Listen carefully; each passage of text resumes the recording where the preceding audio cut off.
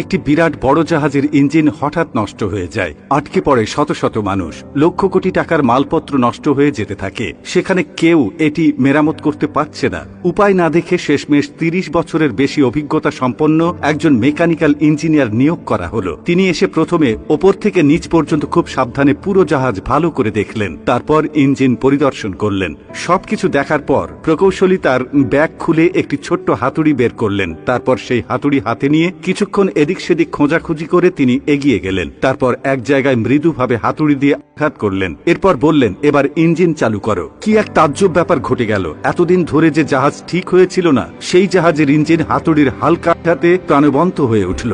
Engineer বললেন, engine ঠিক করা হয়েছে, এখন আর কোনো ঝামেলা হবে না, আপনারা সামনে এগোতে পারেন। উপস্থিত সকলেই খুব খুশি হলেন। যারা আটকে পড়েছিলেন তাদের ভেতরে যেন প্রাণের সঞ্চার দেখা গেল। যাদের লাখ লাখ টাকার মালপত্র ছিল তারা চোখের জল মুছে আবার হাসতে শুরু করলেন। যেহেতু ইঞ্জিনিয়ার এক অসাধ্য সাধন করেছেন, তাই এবার তাকে তার মূল্য চুকানোর পালা। জাহাজ কর্তৃপক্ষ জিজ্ঞেস করলেন, ইঞ্জিনিয়ার সাহেব আপনাকে কত দিতে হবে? ইঞ্জিনিয়ার সাহেব জাহাজ মালিককে উল্লেখ করে বললেন, বিশাল জাহাজটি মেরামত করতে মোট খরচ হয়েছে $20,000, আপনাদেরকে সেটাই দিতে হবে। ইঞ্জিনিয়ারের এমন কথা শুনে জাহাজ কর্তৃপক্ষ তো আকাশ থেকে পড়লেন। তাদের প্রধান হিসাবরক্ষক অবাক হয়ে জিজ্ঞেস করলেন, এত টাকা কেন দিতে হবে? আপনি কিছুই করেননি, একটি হাতুড়ি দিয়ে আঘাত করেছেন, তার জন্য 2 জন ব্যক্তি যথেষ্ট।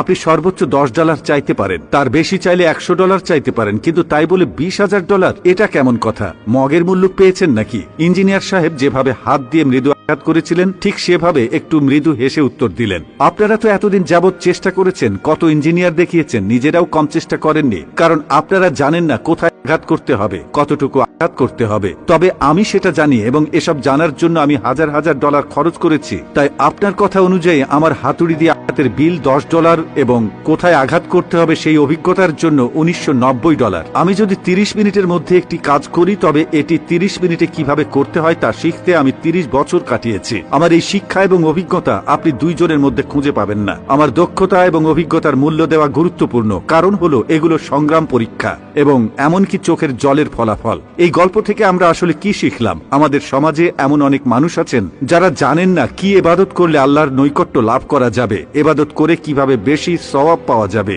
যেভাবে অনেক ইঞ্জিনিয়ার জানতেন না কোথায় আঘাত করতে হবে, তেমনি অনেকেই জানেন না ঠিক এবং কিভাবে ইবাদত করতে হবে। আর এই জন্য আমাদের খুঁজে নিতে হবে এমন একজন আলেম যার সঠিক নির্দেশনায় পৌঁছে দেবে চূড়ান্ত গন্তব্যে। এই সব আলেম ওলামাদের কাছে আমরা যদি 5 মিনিট বসি, তাহলে আমাদের দুনিয়া এবং আখিরাতে সব জায়গায় সফলতা আসবে। মহান আল্লাহ তাআলা এই ইঞ্জিনিয়ারের মতো আমাদেরকে সঠিক আলেম চেনার তৌফিক দিন এবং তাদেরকে আমরা জেনে যথাযথ মূল্যায়ন করতে পারি সেই তৌফিক দান করুন।